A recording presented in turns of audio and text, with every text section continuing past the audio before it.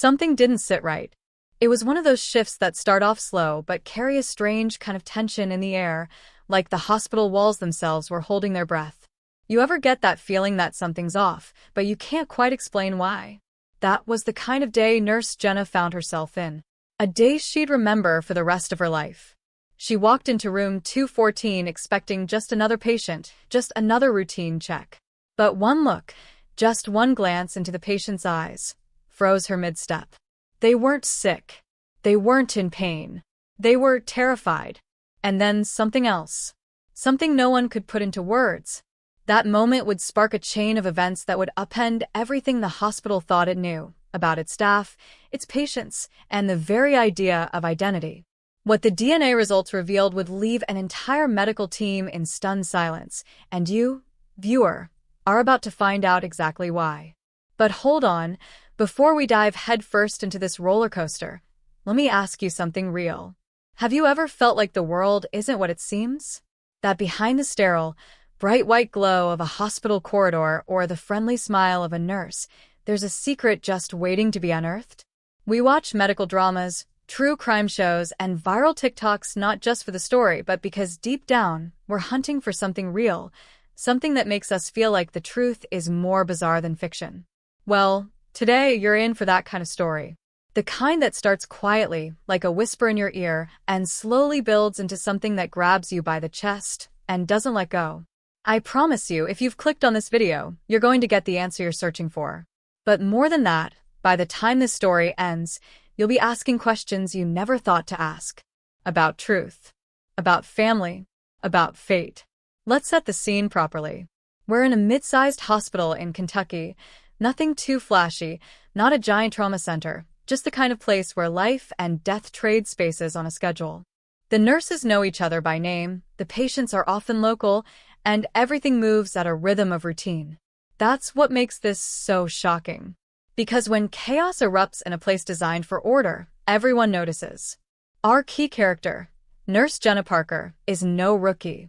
She's been in the game nearly 15 years, calm under pressure, respected by her peers, the kind of woman who can manage an entire ER with just a glance. But even she wasn't prepared for what she was about to uncover. And it all started with a boy, 6 years old, silent, alone, brought in for what looked like an allergic reaction. His name? Danny. No last name. No records. No parents in sight. Just a child in a hospital gown, staring at everyone with those wide, unreadable eyes. Now, if you're wondering, how does this turn into a DNA scandal that rocks an entire hospital? Stay with me, because that's where it gets twisted. Jenna wasn't even supposed to be assigned to him. The charge nurse had made a last-minute switch. Little did they know, that decision would rewrite the fates of not one, but 5 different families. And not just families, but doctors, nurses, and even law enforcement. Because the moment Jenna started observing Danny, she noticed something odd. At first, it was the eyes. The pupils reacted differently to light, delayed, almost like he was trained to fake being scared. Then the skin, clear, unmarked, but with a strange pattern of faint, symmetrical scars just above his ribcage. The doctors brushed it off. Kids are weird, they said. Probably a rash. But Jenna's gut said otherwise. And in a world where gut instincts are often the only line between life and death, she couldn't shake the feeling that this child wasn't here by accident. Let me pause here for a second and talk directly to you. Yeah, you, watching this right now. Because I know your fingers hovering over the timeline, thinking, can I just skip to the crazy part? But let me say this. What you're about to witness isn't just about a hospital or a little boy. This is about how far someone will go to hide the truth, and what happens when even DNA can't protect a lie. You've seen viral stories, maybe the one where a woman found her real dad through a 23andMe kit? Or that military case where switched-at-birth soldiers were raised in the wrong homes. This one takes it a step further. Because when that DNA sample came back from the lab, Jenna still holding onto the sealed envelope, the result didn't just surprise people. It shattered them. And the reason why? It led to a discovery buried so deep, it took hospital security, geneticists, and even Homeland Security to get to the bottom of it. That envelope wasn't just paper. It was a bombshell. Now back to Danny. His vitals were normal. No fever, no broken bones. Yet he barely spoke, and when he did, his words didn't match his age. He spoke like someone older. Not smarter, not precocious, just experienced. Jenna thought maybe he was traumatized. But when she asked about his parents, he'd only whisper one thing: "She's watching." Who? No one knew. That night, Jenna couldn't sleep. She did what most nurses wouldn't. She went digging. Looked up missing children reports. Ran his face through an AI tool her cousin at the sheriff's office had access to. And then, she found something that made her blood run cold. Danny's face matched a child who died 3 years earlier. A child who was buried in Missouri. How could that be? The hospital staff dismissed it as a clerical error. But Jenna knew it was more. She sent off a DNA test secretly. She knew she'd be reprimanded.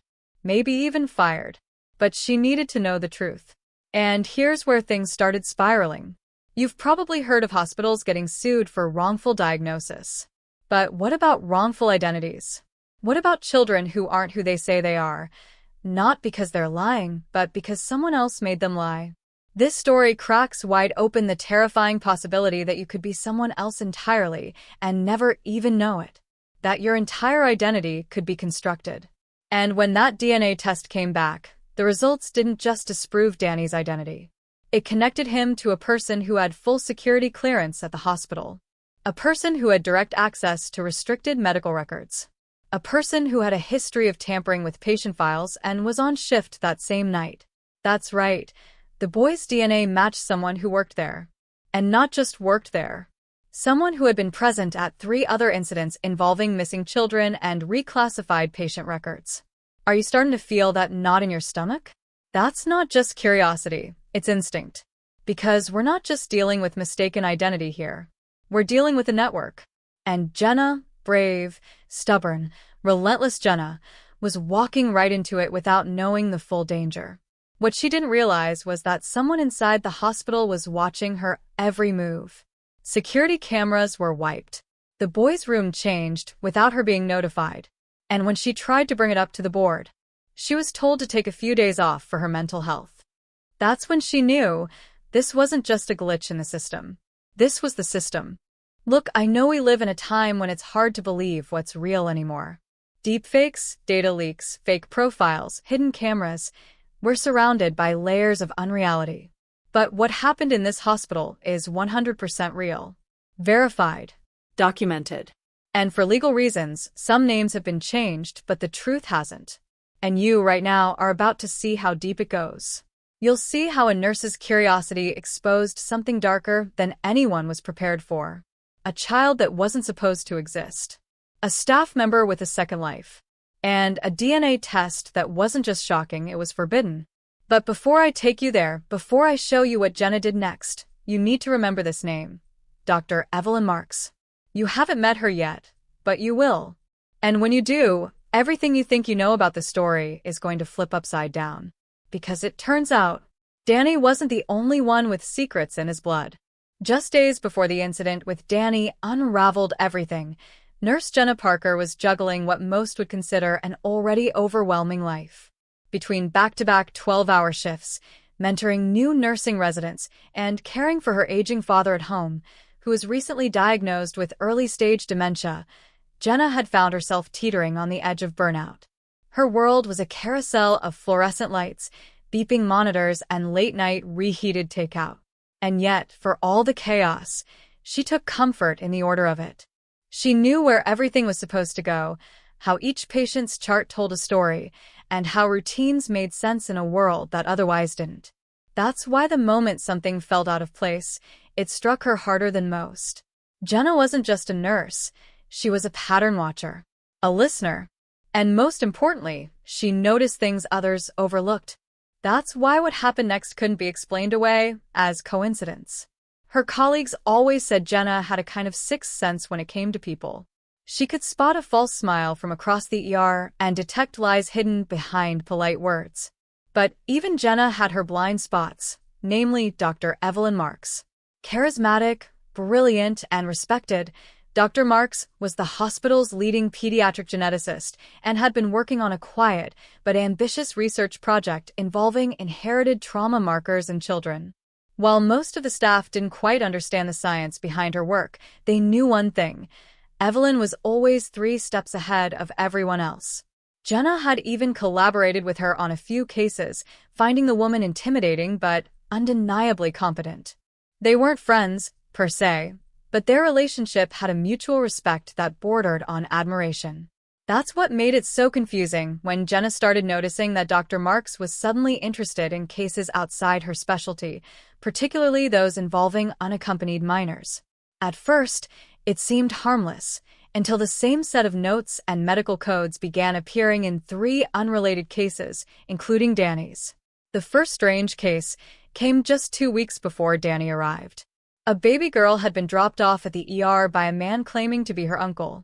The child had no injuries, no illness, and appeared perfectly healthy. But when nurses went to verify his story, he vanished without a trace. The surveillance footage had mysteriously corrupted right around the time of his visit. That alone might have been passed off as a tech glitch. Hospitals aren't exactly known for their cutting-edge IT, but then it happened again. Another child. Another adult with no verified ID. Another data blackout. The only constant? Each child had been flagged for genetic analysis, a protocol normally reserved for extreme hereditary conditions, not ER walk-ins. When Jenna quietly cross-referenced those files, using a restricted access computer during a midnight shift, she found something that chilled her to the bone. All 3 cases had notes added by someone using the alias EM731. It didn't take long for her to realize who that belonged to. But this wasn't the kind of thing you could just ask someone about directly. Especially not someone like Evelyn Marks, who had powerful friends both inside and outside the hospital. Instead, Jenna started playing the long game, watching patterns, listening for clues, even timing how long Dr. Marks would linger near certain patients. And then, during one quiet night shift, she noticed Dr. Marks speaking with Danny. The room wasn't supposed to have visitors, let alone after hours, and yet there she was, speaking in hushed tones, one hand gently placed on the boy's shoulder. Jenna could only see them through the glass, but the boy's expression had changed. He didn't look scared anymore. He looked trained, as if he knew exactly what was happening and had accepted it. That's when the red herrings started piling up. One nurse claimed she'd seen Danny's chart before, under a different name, months ago, when a child named Alex Simmons had come in with similar symptoms. But Alex had been discharged to foster care. Another staff member, an older janitor named Ray, who'd worked the night shift for over a decade, swore he'd seen someone sneak Danny into the hospital basement late one evening, but when asked for specifics, he clammed up and refused to speak further. Jenna started receiving strange messages in her hospital inbox, anonymous notes asking her to stop digging, warning her that some questions are better left unanswered. And then her car was broken into outside her apartment, but nothing was stolen. Just the glove compartment left open, paper scattered, like someone was sending a message. "We're watching." Still, she pressed on. With the help of an old friend in the city records office, Jenna got access to birth and death certificates for the area going back 10 years. And that's when another thread unraveled. More kids, all with eerily similar features, appearing in emergency rooms across the Midwest and disappearing shortly after. No follow-up records. No adoptive families. Just gone. All of them had their blood drawn. All of them flagged for genetic research. Jenna couldn't prove it yet, but the implication was haunting. What if these children weren't random? What if they were part of something coordinated, something organized and deliberate? As the days ticked by, Jenna started questioning everything. Why did Danny recognize parts of the hospital that no one ever showed him? Why did he flinch only when Dr. Marks entered the room, but remain calm with strangers? And perhaps most puzzling of all, why was there a discrepancy in his blood type? The initial labs showed O negative. The follow-up showed AB positive. Impossible, unless there had been a mix-up, or the child's file was being manipulated in real time. The lab tech who ran the second test? Gone. Transferred overnight to another facility without notice. The supervisor said it was routine, But in a hospital where turnover rarely happens that fast, it didn't add up. Viewers, if your stomach is turning and your brain is spinning, that's exactly how Jenna felt. This wasn't just about a boy with no past. It was about a past someone was trying very hard to erase. And slowly, she began to see that the people she trusted the most might be involved. Her supervisor started avoiding eye contact. A friendly receptionist stopped chatting during her coffee breaks. Even her badge started glitching when she tried accessing certain wings of the hospital, areas she had always entered without issue. It was like the walls were closing in. And all the while, Danny remained calm. Too calm. Like he was waiting for something. Or someone. One night, as Jenna sat alone in the break room, she received a voicemail. No caller ID. Just static, followed by a child's voice whispering, "She's not who she says she is." The line went dead. She replayed it 5 times, analyzing every syllable. It was Danny's voice. She was sure of it. But how had he gotten access to a phone? Who was helping him? And more importantly, who was he talking about? Was it Dr. Marks? Her own supervisor? Or someone higher up? The more she asked, the fewer answers she received. But one thing was becoming terrifyingly clear. Jenna was being set up. Someone wanted her silenced. And the closer she got to the truth, the more she realized this wasn't just a mystery hidden in hospital walls.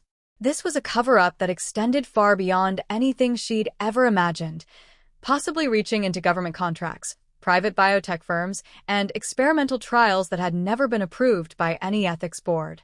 And just when she thought she couldn't be shocked any further, she found something in Danny's file that hadn't been there before. A single line of text at the very bottom of the document. No timestamp. No author signature. Just one phrase. Return to Lab 12B, asset tagged. Jenna didn't know what Lab 12B was. The hospital didn't have any lab by that name on its official floor plan. But someone had written it there, and they expected Danny to be returned. What was he? Who were they? And why did the DNAs say he was related to someone who never had a child? You're going to want to stay for what comes next, because nothing in this hospital is what it seems. Jenna Parker had never felt paranoia sink so deep into her bones. It wasn't the usual kind of fear that made your hands tremble or your voice shake. It was a slower, more calculated dread, the kind that made her question every glance, every friendly greeting, every light left on in a supposedly empty hallway. She was no longer just a nurse doing her job. She had become a target.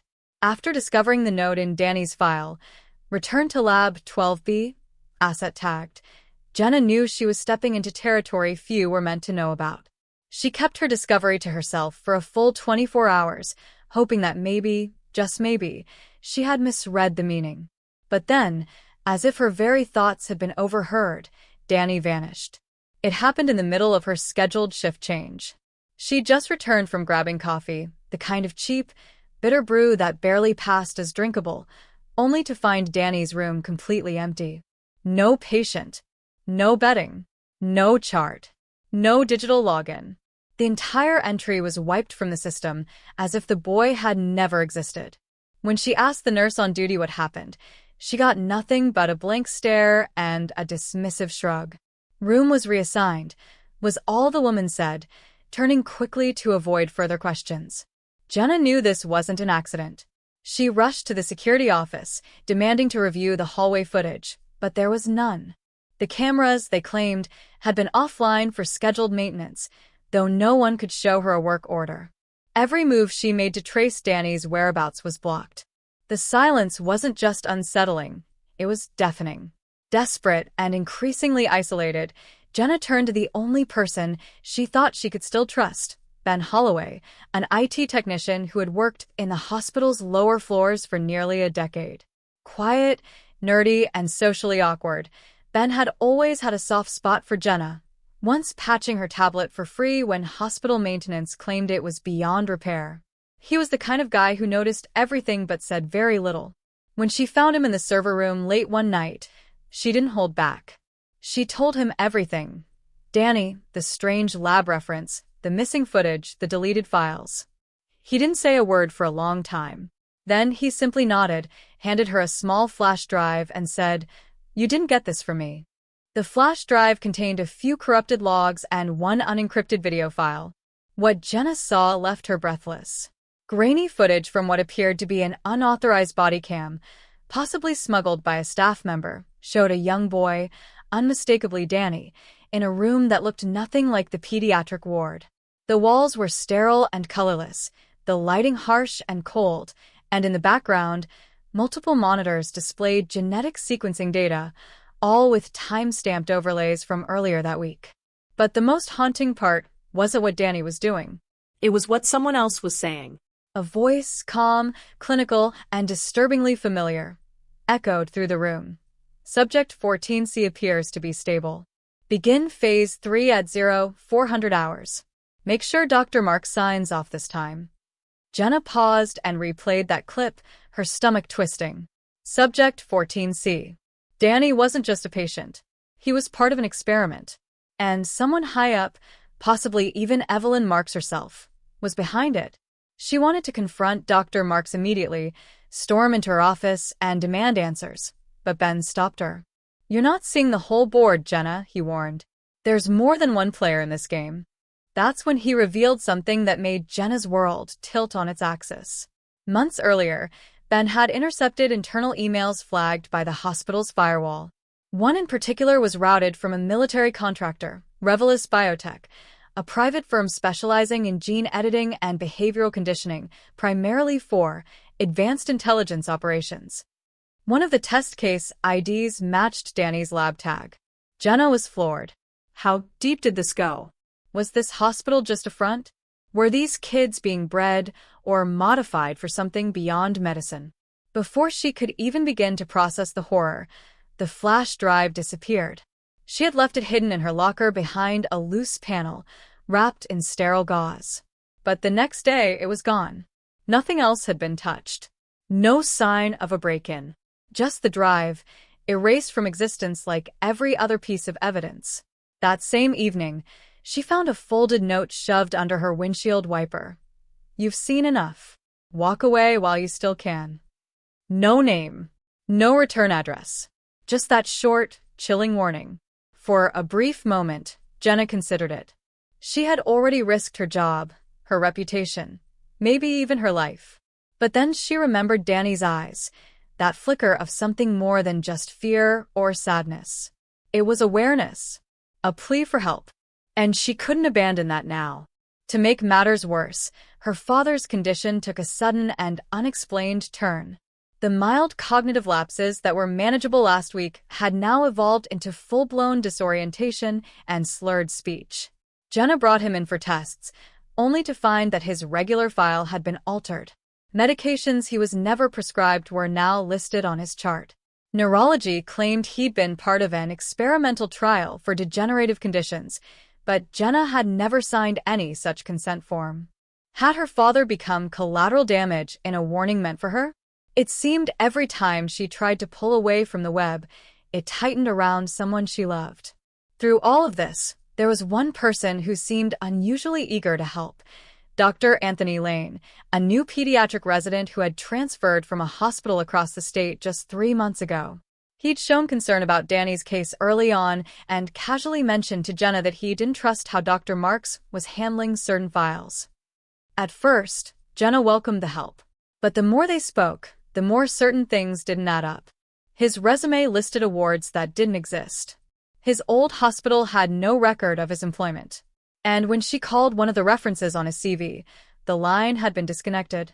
Was he truly an ally, or planted to keep tabs on her movements?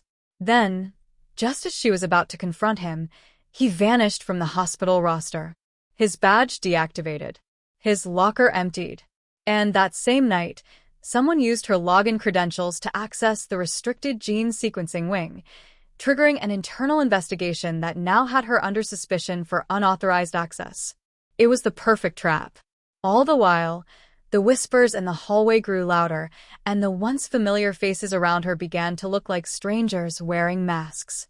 And in the center of it all, a new patient arrived under a false name.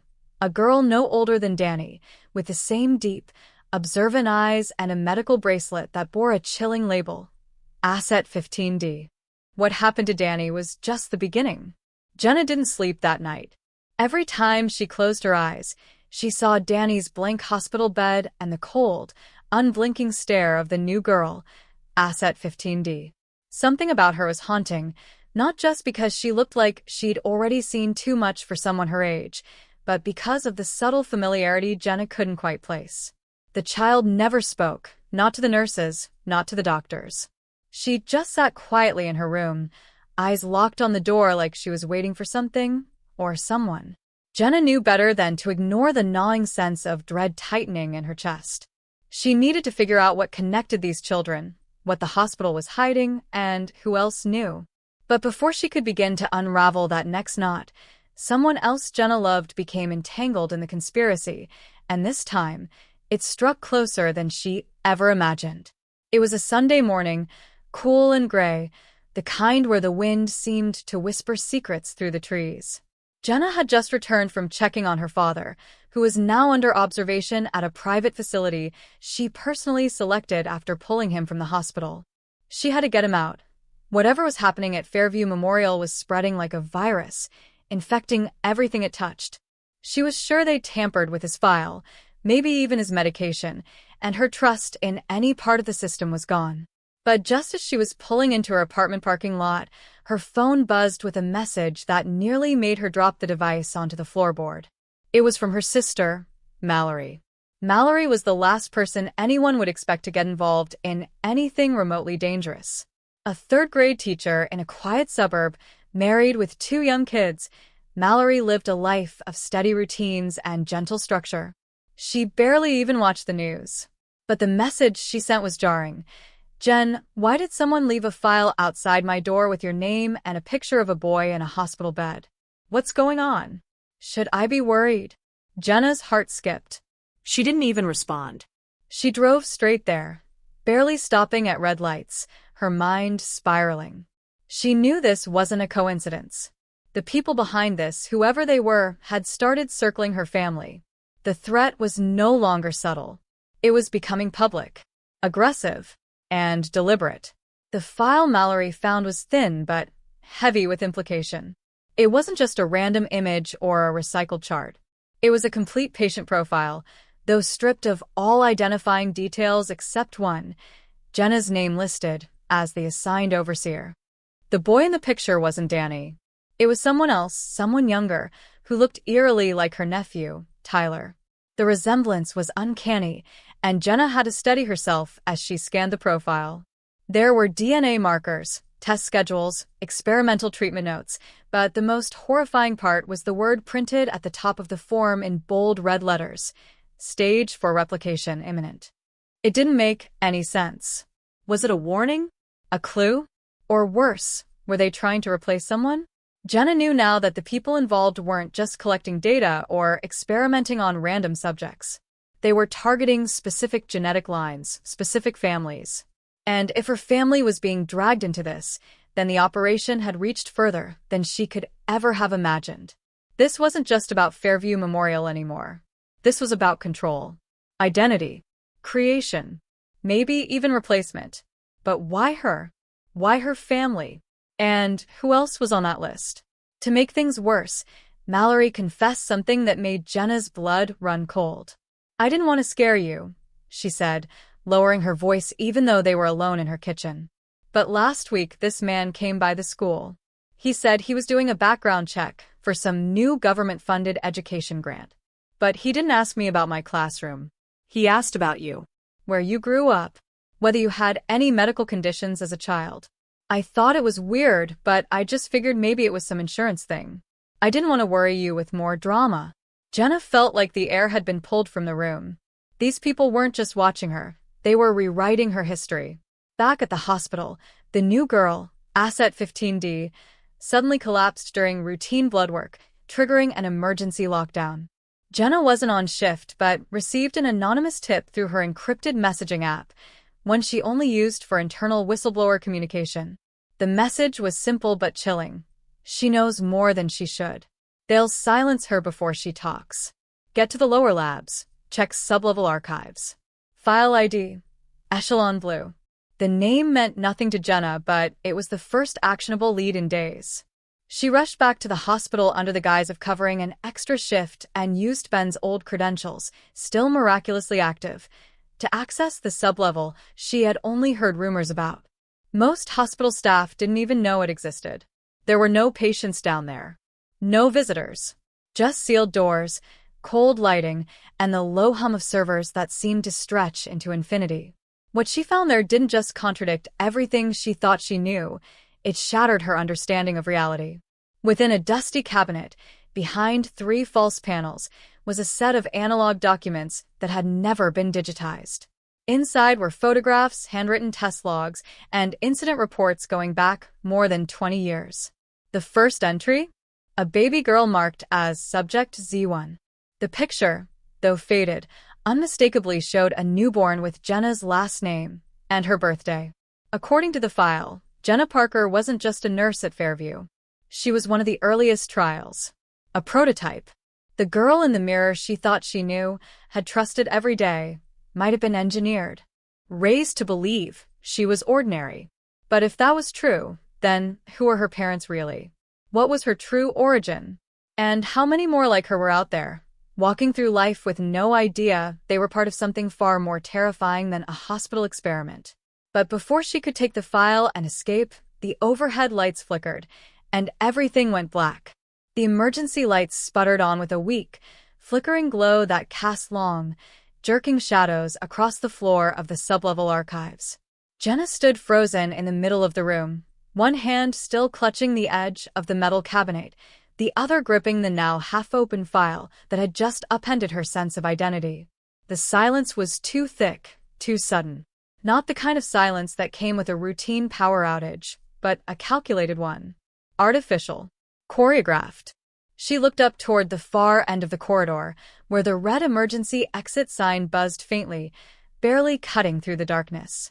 And then she heard it, the soft scuff of a shoe dragging across the polished tile floor. Not loud, not panicked, but measured. Controlled. Someone was down there with her. Her pulse slammed against her ribs as she backed into the cabinet, the cold steel pressing into her spine. She couldn't tell if it was fear or adrenaline, but her skin prickled as though every cell was trying to scream at her to run. Slowly, Jenna slid the file into the waistband of her scrub pants and tugged her lab coat down to cover it. The archived folders inside the cabinet were suddenly scattered across the floor, their rustling as she moved, mimicking whispers in the dark. She couldn't risk staying there. The sound of another footstep, closer this time, propelled her forward, her body acting on instinct. She bolted out of the room, ducking low, her breath caught somewhere between her chest and throat. She didn't look back. She couldn't. Whoever, or whatever, was back there already knew she'd seen too much. Back on the main level, the chaos from the blackout was just beginning to take shape. Patients confused, nurses disoriented, systems stalling, and monitors flashing with incomplete data. Jenna used the pandemonium to slip into the locker room, where she stuffed the stolen file into her personal bag, shoved her badge into her coat pocket, and headed out through the east entrance, one of the few that bypassed the main cameras. She didn't go home. She knew better. Someone had already left a file on Mallory's doorstep. The game had escalated. This wasn't about research anymore. This was about containment. Elimination. She parked her car 2 blocks from her apartment and approached on foot. No lights. No movement. Just the still, eerie quiet of early morning. But when she turned the key in her lock and stepped inside, her stomach turned to ice. The front door wasn't latched. The chain was broken. She reached instinctively for the baseball bat she kept behind the coat rack, her fingers trembling as she moved into the kitchen. The house had been ransacked. Not violently but surgically. Drawers left slightly ajar. Photo frames flipped down. Her laptop missing. But worst of all, the file she had hidden under the floorboard beneath her bedroom desk was gone. Whoever had followed her hadn't just watched. They had searched, taken, and left without a sound. Jenna collapsed into the chair by her kitchen table, trying to make sense of the storm crashing inside her. Her thoughts came in sharp waves. Images of the girl in the hospital, her father in that haze of confusion, Mallory's frightened voice, the stranger at the school. Everything pointed to something coordinated, strategic. And Jenna felt like a pawn being moved toward the edge of a board she hadn't even realized she was playing on. Her eyes burned as tears threatened to fall, not just from fear, but from the crushing weight of not knowing who she could trust anymore.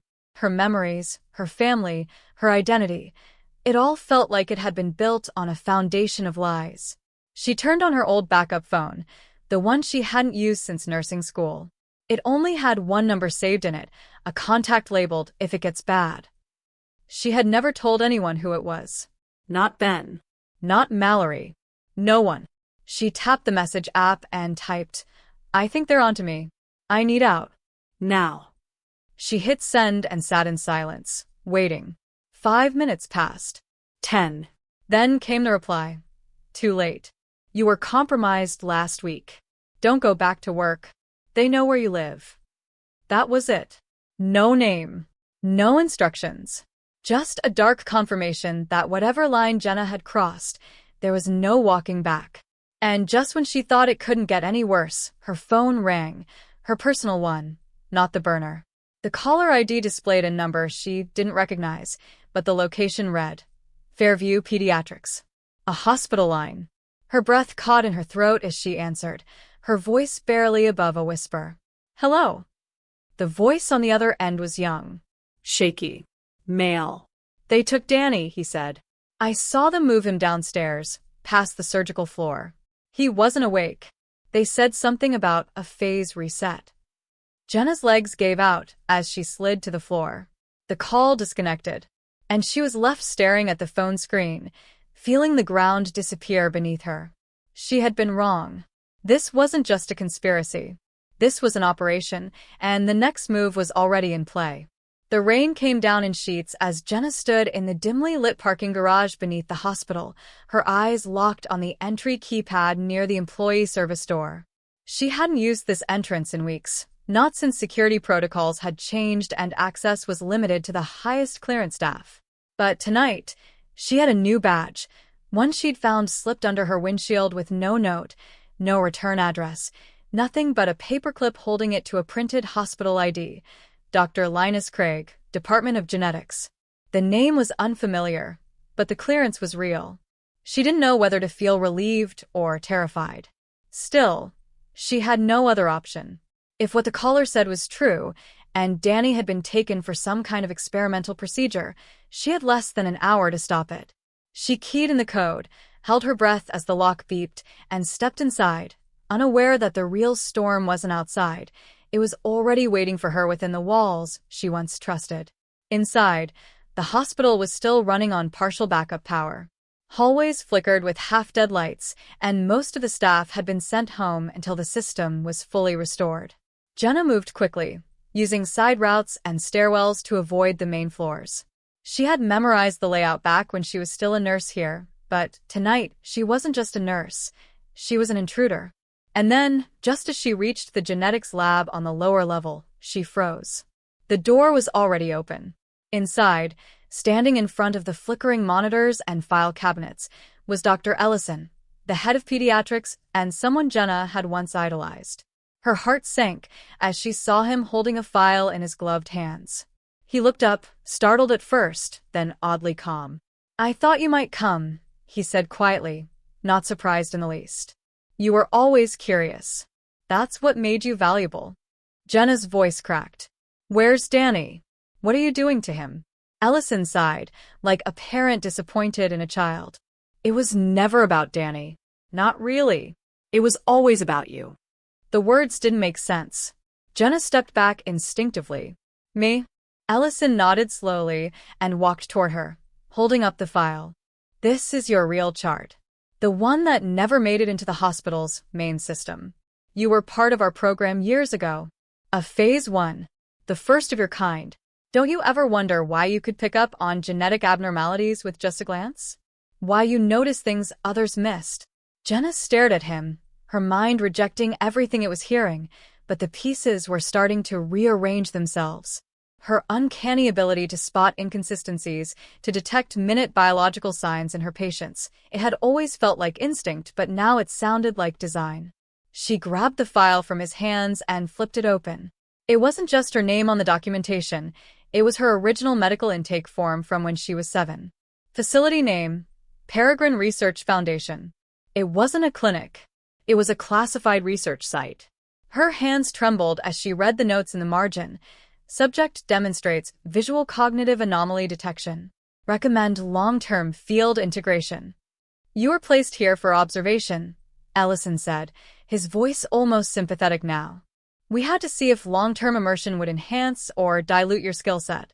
But when you began digging into the current subject, Danny, it created a ripple. You activated old alarms. And now, Jenna, the Foundation wants you back. Jenna couldn't breathe. Her entire life, her career, her memories, they weren't organic. They were curated, controlled. She backed away, her mind spinning. You lied to me. You let me believe I was making choices. Ellison's face hardened. Free will is a dangerous illusion when you're part of something this important. But you weren't supposed to find out like this. And then, from behind her, a new voice cut through the silence. She's not going back. Jenna turned to see Mallory step out from the shadows, her posture firm, her eyes filled with fire. We found another file, one they tried to delete. It wasn't just Jenna they experimented on. It was me, too. Jenna's knees nearly buckled. What? Mallory nodded, tears brimming in her eyes. You weren't the only Phase 1. Everything Jenna thought she understood about her friendship, her purpose, even her own biology, shattered in that instant. Mallory had known. Maybe not everything, but enough to keep her own secrets. Enough to track Jenna's steps in silence. And now, the mystery wasn't just about a missing boy. It was about a program, still active, still experimenting, and a network of genetically modified children who'd been placed into society like seeds waiting to bloom. And Jenna? She wasn't a hero in someone else's story. She was the story. Jenna sat alone in the windowless break room on sublevel 3, the only light coming from the faint blue glow of the backup generator humming behind the wall. The air was thick with recycled dust, and the silence pressed down like a weight on her chest. Across from her, Mallory stood with her arms crossed tightly, the tension in her jaw making it impossible to tell if she was more furious or frightened. They hadn't spoken in the 20 minutes since storming out of the genetics lab, after Ellison's cryptic threats and that final warning that they were coming. Jenna knew they couldn't run.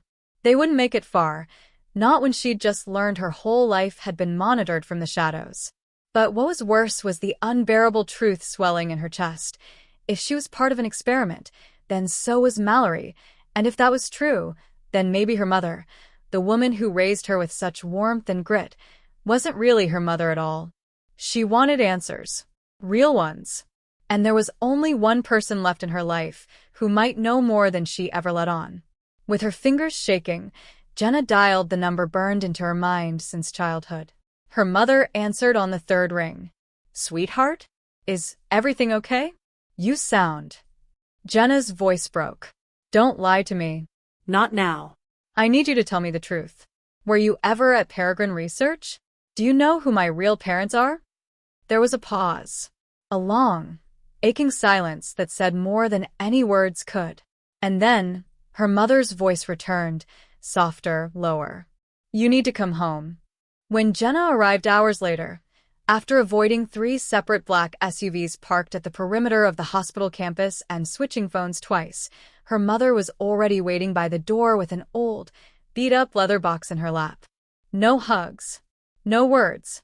Just that same tight, pained look that said whatever came next wasn't going to be easy to hear. They sat in the darkened living room as thunder rolled in the distance, and the sound of rain hitting the windows kept time with Jenna's pulse. Her mother opened the box and pulled out an envelope, yellowed and fragile, with Jenna's name written in careful script she didn't recognize. Inside was a birth certificate, one Jenna had never seen. The parents' names were blacked out. Stamped over them was a foundation seal. I was assigned to you, her mother whispered. I was young, a nurse, and I believed them when they said it was for the greater good, that I'd be protecting something the world wasn't ready for. But I fell in love with you, and when they tried to pull me out of the program, I disappeared. I changed our names. I did what I had to. Jenna stared at her, the weight of betrayal, love, and unimaginable sacrifice twisting into a knot in her chest. "So, you lied to me every day of my life?" "I protected you," her mother said fiercely. "There's a difference." But Jenna wasn't a child anymore. And if the Foundation wanted her back, that meant her time was running out. Mallory was already digging through encrypted files on an old laptop in the other room, uncovering fragments of other names, other children, other placements. But what none of them had yet understood was how deep the Foundation's reach went, and just how many in their lives were part of the plan. Later that night, as Jenna stood in the backyard staring up at the gray sky, she received a message through the new burner phone. No number, just one line of text.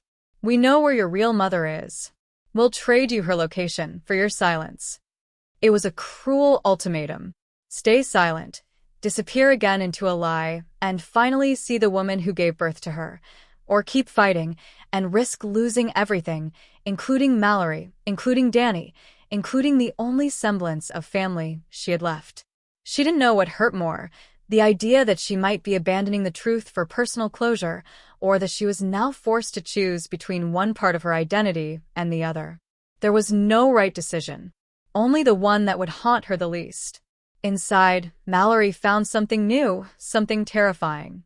A partial list of names that weren't just subjects. They were operatives, people placed in their lives. Jenna read through the list and nearly dropped the paper when she saw one that shattered her completely. Detective Rowan. The same man who'd helped her file Danny's missing report. The man who warned her about people who don't want certain truths uncovered. He wasn't protecting her. He was reporting on her. Jenna staggered back, her world spinning again. The walls were folding in, her trust disintegrating piece by piece. What was real? Who could she turn to now? And then a noise came from the front yard. Tires crunching gravel. They weren't out of time. They were out of options. The knock on the front door wasn't gentle. It was sharp, deliberate. 4 quick pounds like a judge's gavel, and it sliced through the tension in the living room like a blade. Jenna's mother froze on the couch. Mallory bolted upright from her place at the dining table, and Jenna herself already had 1 foot halfway to the hallway, eyes darting toward the back exit. But she didn't move fast enough. The second knock came harder. Then a voice. "Miss Claiborne, this is Officer Rowan. We just need to ask you a few questions. Please open the door." Jenna felt the blood rush from her face. That name, Rowan, burned into her chest like acid now. The same name she'd seen scrawled in the Foundation documents labeled Operative Level 3, Field Monitor. She shook her head instinctively, whispering to Mallory, "He's not who he says he is." Mallory didn't hesitate. She grabbed the laptop and started yanking cords. "We need to leave. Now." But before they could move, a second voice joined from outside, one that shattered any hope of sanity Jenna had left. "Jenna, it's Danny. Please. Just talk to them. This isn't what you think." Danny. The name hit her like a gut punch, stealing her breath and scrambling her thoughts. He was supposed to be missing. Gone. Possibly dead. But now his voice was just on the other side of her mother's front door. She felt her knees wobble, her vision blur, her trust collapse like a house of cards. Mallory stepped toward the window and peeled the curtain back an inch, her jaw tightening. "It's him," she whispered, voice trembling. "But he's with them. And he's wearing a badge." The world flipped.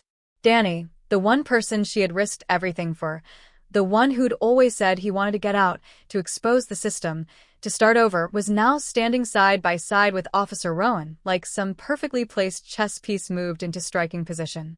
Jenna didn't know whether to scream, cry, or run. Her mother stood now too, but her face had gone pale, drawn with the same old ache of secrets too long buried. "I warned you," her mother whispered. "There's always someone watching. Always someone planted close." Jenna felt sick. Everything she believed about Danny, all their late-night talks, their whispered dreams of escape, was now in question. How long had he been feeding them information? Since the day they met? Since before that? Or had they gotten to him after she disappeared from the hospital? Was he always part of the plan? Or had he made a deal to save himself? Outside, the knocks grew louder, more urgent. Rowan's voice returned, but now it wasn't pretending. It was cold. Controlled. Jenna Claiborne, you are under protective detainment by federal order. If you do not open this door, we are authorized to use force. Protective detainment. That was Foundation code for extraction. Suddenly, the encrypted laptop in Mallory's hands lit up, a new message flashing across the screen, sent from an anonymous server deep in the dark web.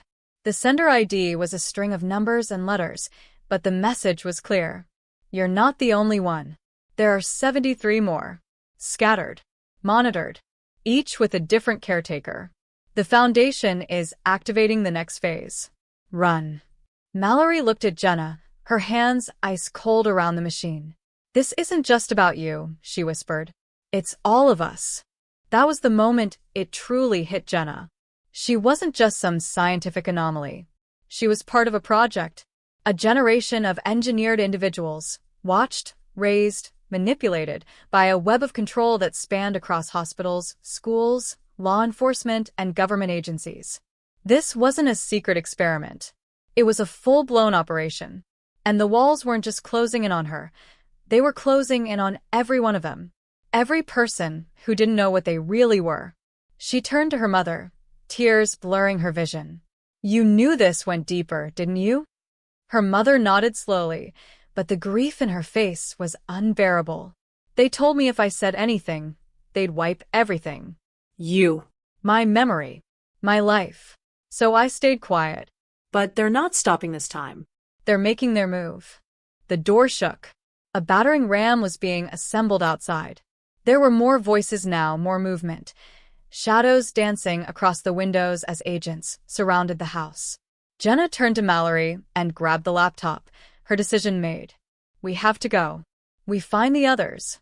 We expose them. This ends now. Mallory hesitated. What about your mom? But Jenna's mother was already reaching for a hidden panel behind the bookshelf, revealing a narrow crawl space, an escape tunnel she'd built years ago, just in case. Go, she said, eyes full of love and fear. I'll buy you time. The floor began to quake with the force of the agents charging forward. Jenna ducked into the crawl space, the cold earth brushing against her skin like ice. Mallory followed, sealing the door just seconds before the front entrance was blown open with a thunderous crash. As they crawled through the darkness, Jenna heard her mother's voice echoing faintly behind them. I love you. I always have. Don't let them win. But even in the safety of the tunnel, Jenna knew there was no more running. The only way forward now was straight through the heart of the conspiracy. And as the darkness swallowed them, one thing was terrifyingly clear. If Danny betrayed her, then anyone could.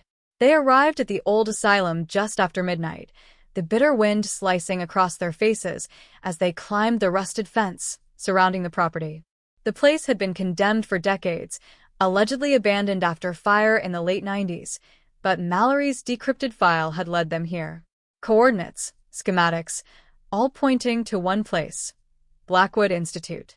The name wasn't listed on any official government document, but Jenna remembered it from a scribbled note her mother once tried to burn. Blackwood holds the spine of the machine. She never understood it back then. Now she knew. This was where the Foundation had started. This was where everything had gone wrong. The asylum was silent. Too silent. No birds. No bugs. No hum of electricity.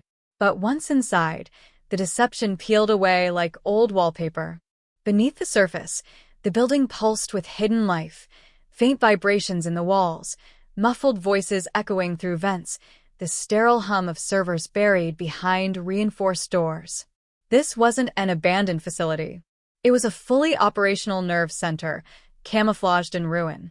The Foundation had turned history itself into a smokescreen. Jenna led the way, her flashlight catching pieces of a world long hidden.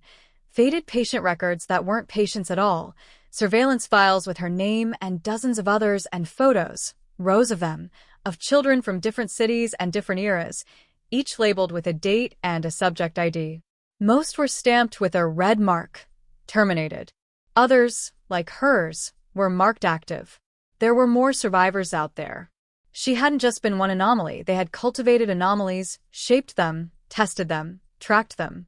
But the trail ended at the operating room on sublevel 3. The moment she stepped inside, her breath caught. The surgical lights flickered to life above her like awakened eyes. At the center of the room stood a figure waiting in shadow. A man, tall, composed, dressed in civilian clothes, but with a presence that sent something cold crawling up her spine. He stepped forward, the light falling on his face. It was Director Vaughn. The man Jenna thought had died years ago in a lab explosion. The very architect of the Foundation's core experiments. She recognized him from her dreams. From the flashbacks she used to think were nightmares. "You finally made it," Vaughn said, voice calm, almost parental. "I was beginning to think the others would make it here first." "What others?" she asked, heart hammering. He gestured toward a panel of monitors. One screen showed a girl in Texas. Another, a boy in Montana. A third displayed a live feed of Danny, restrained, bloodied, sitting in a metal chair beneath harsh interrogation lights. "You're not special because you survived," Vaughn said softly. "You're special because you remembered. The others, they're still asleep. But your mind cracked through the programming." Jenna stared at the screens, a burning ache rising in her chest. "You did this to us. You turned kids into experiments." "No," Vaughn replied, stepping closer. "We saved you. You were all born from failing systems, orphans, abandoned, discarded. We gave you purpose. We gave you design. But now you want to tear it all down for the illusion of freedom?" Mallory raised the laptop and shouted, "We have enough evidence to expose all of it. Every document. Every experiment. You're done." But Vaughn only smiled, almost pityingly. "You think that will stop this? The Foundation isn't one facility. It's not even a single government. It's a framework, a belief. And beliefs don't die with files. They evolve." Then came the twist, one so sharp and cruel that it nearly dropped Jenna to her knees. Vaughn pulled a remote from his coat pocket and pressed a button. Another monitor lit up, showing a woman in a hospital bed. Jenna gasped. Her mother. "She wasn't who you thought either," he said gently. "She was our best behavioral architect. Her mission was to raise you, shield you from the truth until the right moment." Jenna's vision blurred. "You're lying. She disobeyed orders the day she let you run. That's why we locked her away. She didn't tell you everything, because she loved you. Love is a powerful flaw in our system. And you inherited it. It was too much." The Foundation hadn't just infiltrated Jenna's past, they had written it. Every choice. Every friendship. Every step of rebellion. Mallory reached for Jenna's arm, but Jenna shook her off.